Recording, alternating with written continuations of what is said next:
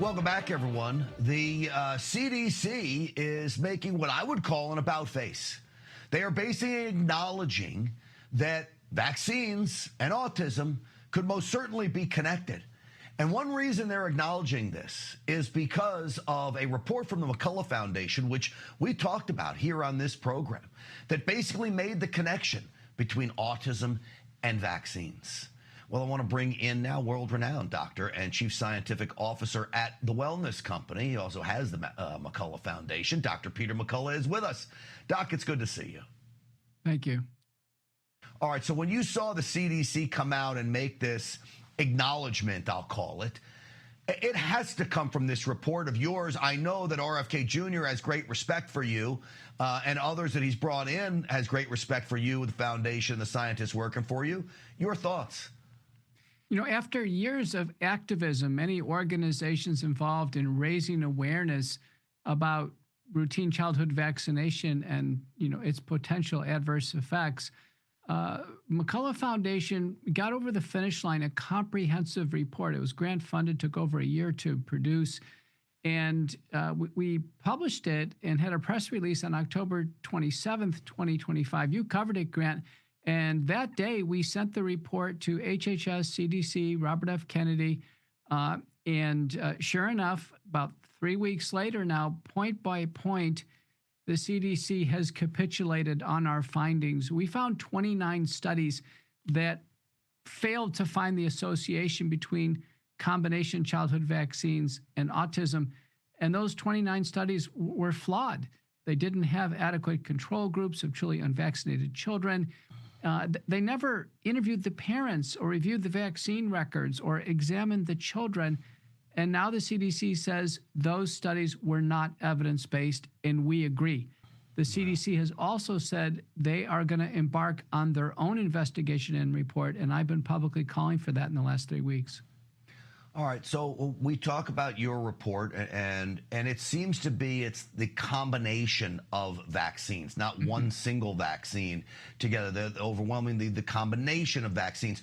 Do you think, besides autism, I see more and more kids with strange tics, and they walk a little funny, and any of that connected to the vaccines? Yes, the syndrome is really when a normal child who's potentially susceptible, and there probably are genetic and other susceptibility factors, is susceptible, and they receive a big bundle of vaccines.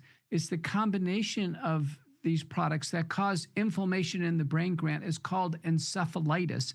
And then the encephalitis can result in a seizure, that day or night, which is terrifying for the parents.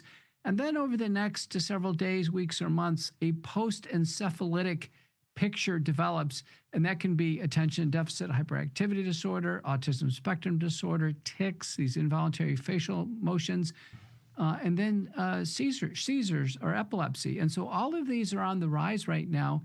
And sadly, it's probably due to excessive vaccination.